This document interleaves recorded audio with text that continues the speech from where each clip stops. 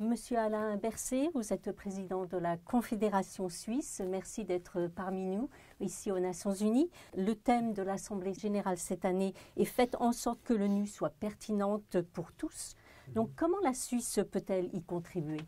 Bon, d'abord, c'est un thème extrêmement important qui est de nous rappeler que les institutions sont là pour les gens, sont là pour les personnes et pas le contraire. Très important de rappeler cela.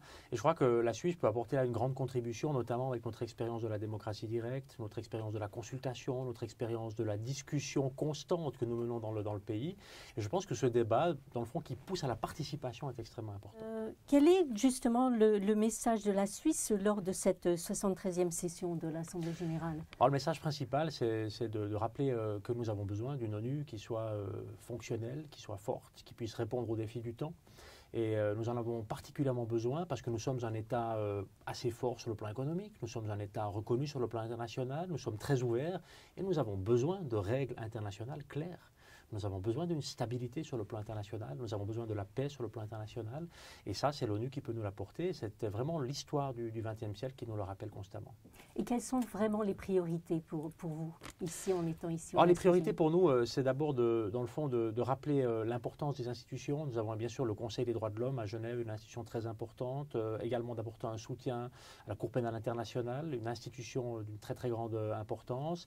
C'est aussi de rappeler le rôle de la Suisse sur le plan international, son rôle humanitaire, cette très longue tradition que nous avons, et ce, alors que nous célébrons plutôt le 100e anniversaire de la fin de la Première Guerre mondiale. Suite à cela, beaucoup de réflexions ont eu lieu sur le plan international, la Société des Nations, puis ensuite on connaît l'histoire, et ensuite l'ONU. Et la Suisse a toujours contribué, en étant membre depuis pas très longtemps d'ailleurs de l'ONU maintenant, mais le premier pays à avoir adhéré suite à un vote populaire, mais dans l'esprit nous avons toujours été là, parce que c'est aussi l'esprit de la Suisse, et donc de rappeler l'importance aussi de Genève dans ce cadre-là. Oui, justement, Genève est un centre incontournable de la gouvernance mondiale. Donc, comment peut-on justement renforcer le rôle de la Genève internationale ?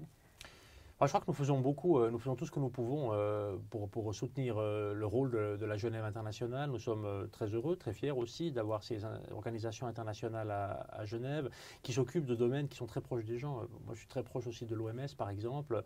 On répond là à des crises sanitaires, on répond à des questions très concrètes pour les gens.